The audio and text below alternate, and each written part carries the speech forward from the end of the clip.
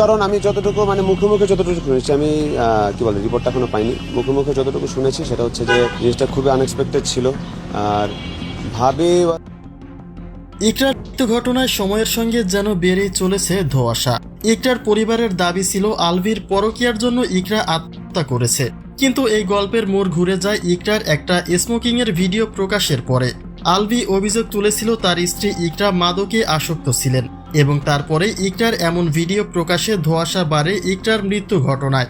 তবে ইকরার মৃত্যুর দায় আলভির পরিবারের কাঁধে চাপলেও আলভির ছোট ভাই দিলেন চাঞ্চল্যকর তথ্য।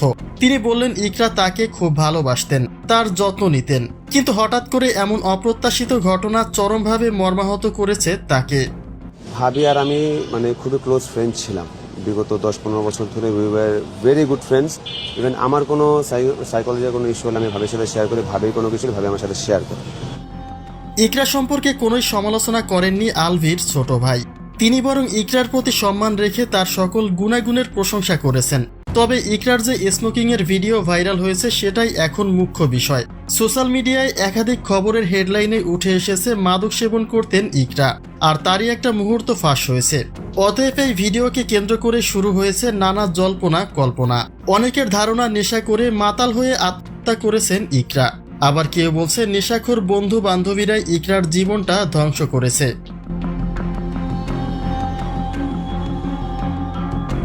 তবে আলভির বিরুদ্ধে যে অভিযোগ উঠেছে তার কোনো সুনির্দিষ্ট প্রমাণ ছাড়া এমন গুজবে কান্না দিতে অনুরোধ রেখেছেন আলভির ছোট ভাই।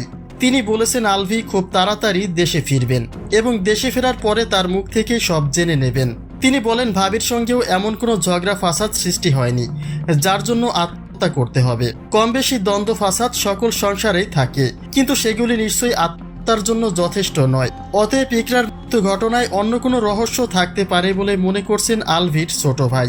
তিনি বলছেন মৃত্যুর রহস্যটা এখনো অজানা, তবে তার বন্ধু বান্ধবীদের কাছে এই ঘটনার কারণ জানা যেতে পারে বলেই ধারণা নেটিজেনদের।